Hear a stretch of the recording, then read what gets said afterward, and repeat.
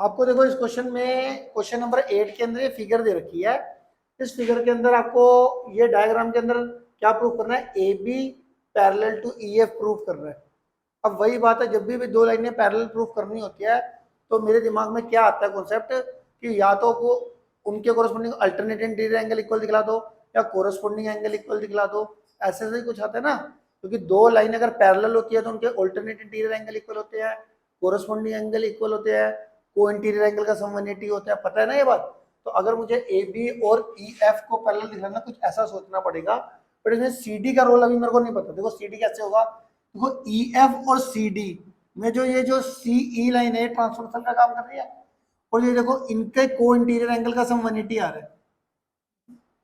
तो हमारे पास इसको मान लेता हूँ, इसको मैं नाम देता हूँ एंगल 1 का और इसको देता हूँ एंगल 2 का। अब यहाँ पे क्या लिखूंगा, एंगल 1 प्लस एंगल 2 कितना आया, 150 प्लस 30 कितना हो गया, 180 डिग्री हो गया।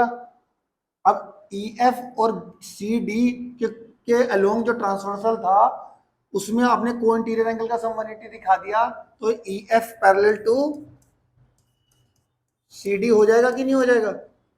Therefore E F parallel to C D, क्योंकि को इंटीरियर एंगल का सम आपका क्या दिखा दिया आपने, 180। मेरी बात समझ में आ गई। को इंटीरियर एंगल का सम 180 दिखाने पर E F parallel to C D हो गया। ठीक है, इसी तरीके से मैं देखता हूँ ए बी और सी डी के अंदर देखो, और ए बी और सी डी के अंदर जो ये ए बी सी एंगल है, अगर मैं देखूँ एंगल ए बी सी कितना है 65 डिग्री, और बी सी डी देखो, B C D angle B C D 35 plus 30 ये भी कितना हो गया 65 डिग्री।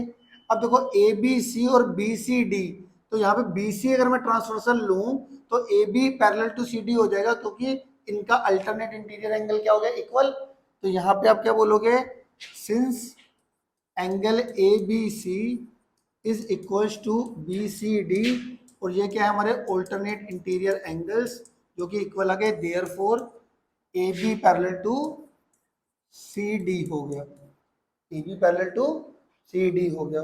ये हमारे इनका, ये हमारे कितना को इंटीरियर एंगल्स है ना, इनका सम 180 आ गया, इसीलिए हमारे पास E F parallel to C D हो गया। अब देखो E F parallel to C D दिखाया था, C D parallel to A B दिखा दिया, तो E F parallel to A B अपने आप हो जाएगा ना। तो ये हमारी इक्वेशन आ गई 1, ये इक्वेशन हम ले लेते हैं 2, फ्रॉम 1 एंड 2 से हमारा A B parallel to E F आ गया।